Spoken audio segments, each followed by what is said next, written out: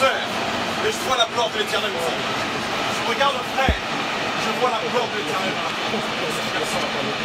Il est amour, un Dieu de miséricorde, un Dieu qui ne rejette point, un Dieu qui a de l'amour. Amen. Pour l'humanité. Amen. Son nom, car il a un nom. Ah. Ce n'est pas un Dieu de fétiche, c'est pas un Dieu de marabout, c'est pas un Dieu de quelles que soient les religions, mais c'est un Dieu qui vit et il a un nom.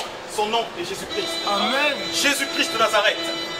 Frères et sœurs, parce que maintenant, je peux vous dire que vous êtes mes frères et sœurs. Amen. Parce que vous avez entendu la parole.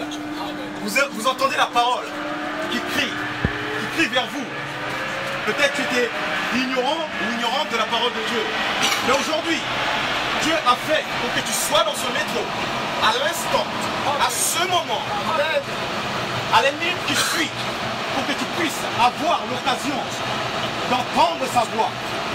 Car il dit, est-ce que mes brebis entendent ma voix? Est-ce que mes brebis entendent ma voix? Aujourd'hui, Seigneur est venu vers toi. Le roi, le tout-puissant, celui qui devrait être sur son trône. Mais il a dit non. Aujourd'hui, je viendrai vers vous et je vais vous parler de mon amour, de ma puissance. Car notre Dieu est puissant. Notre Dieu est puissant.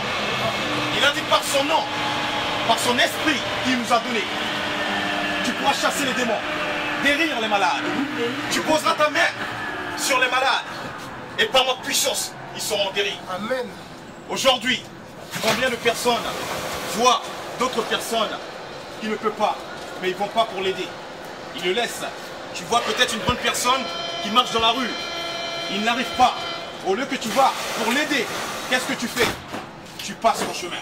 Tu traverses le trottoir. Jésus-Christ a rencontré beaucoup de ces personnes sur sa route. Il a rencontré une femme qui était malade. Et personne ne pouvait guérir cette femme. Jésus passait avec ses disciples. Et cette femme, elle coulait du sang. La Bible a dit. Elle coulait du sang. Et pendant que Jésus passait, beaucoup de foule étaient là auprès de Jésus. Cette femme a touché les vêtements de Jésus.